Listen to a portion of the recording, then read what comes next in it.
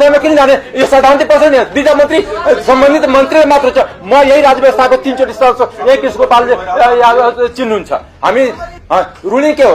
प्रधानमन्त्रीको प्रतिनिधि गृहमन्त्री हो कि होइन? मलाई यही प्रश्न चाहियो। ल म संशोधन बन्दिन। तपाईँले मलाई एमाले पाठ नसिकाउनुहोस्।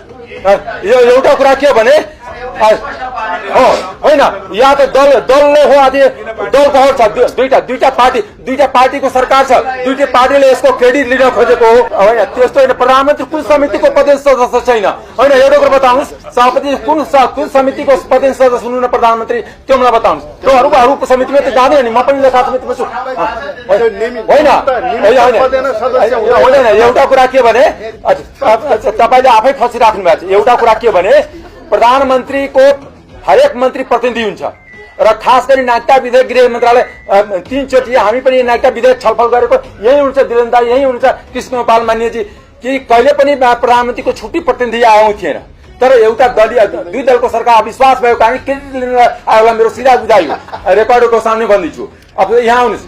दोस्रो कुरा के भने होइन, एउटा कुरा के भने या त एमाले कि साथीहरूलाई बोल्न दिउँ, उसकै समिति हो होइन। यो एउटा कुरा भने समितिमा यस्तो हुन्छ। तपाईँको समिति यही हो कि एउटा बोल्यो भने अर्को बोल्न होइन, पछाडि बोलिरहेछ नि।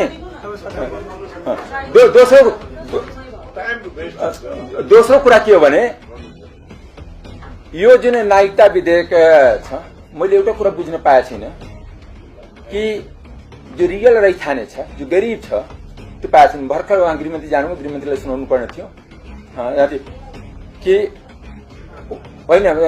सुनाउनु पर्ने के हो भने म जन्मभन्दा पहिला मेरै गाउँको डोम, म त्यही गाउँबाट 4 चोटि सांसद भइसकेको प्रतिनिधि सभामा, तर त्यो डोमको छोराले नागरिकता पाइरहेको छैन। भएको के हो भने उसको हजुरबुवाको नागरिकता छ। बाबुआमा जन्मिदियो, बाबुआमा 2टी बित्यो। अब उसको छोराले हेरिरहेछ, न वडाध्यक्षले सिफारिस गर्छ म कसै के आधारमा सिफारिस गर्नु? उसको जन्मदातै छैन, बाबुआमाको नागरिकता छैन। हजुरबुवाको छ, फेरि हजुरबुवाको नागरिकता छ, नातिको नागरिकता छैन। अब नाति बिहे गरेर अब उसको छोराछोरी पनि जन्मिसक्यो, त्यसको बाद जन्मदाता कसरी हुने? उसले नागरिकता कसरी पाउने? यो विधिको उपचार मैले कानुनविद गृहमन्त्री हुनुहुन्छ, मलाई बताइदिनु पर्यो। एउटा कुरा त्यो अहिले केस स्टडी छ। यही बसेर सरकारको छिटो फोन गरौँ कि बल्ला नगरपालिकाको 3 नम्बर वडामा त्यो डोम समुदायको नागरिकता किन अहिलेसम्म बनाएको छ? नागरिकता समस्या रैथानेको छैन। रैथाने पाए पनि कसैले उजुरी गरे पनि त्यसको खारिज हुँदैन। जैसे मैले एउटा भर्खर बस्दा गृहमन्त्रीको व्हाट्सएपमा पठाएको, पहिला पनि पठाएको। गृहमन्त्री आदरणीय गृहमन्त्रीजी हुनुहुन्छ, मेरो अग्रज पनि हुनुहुन्छ।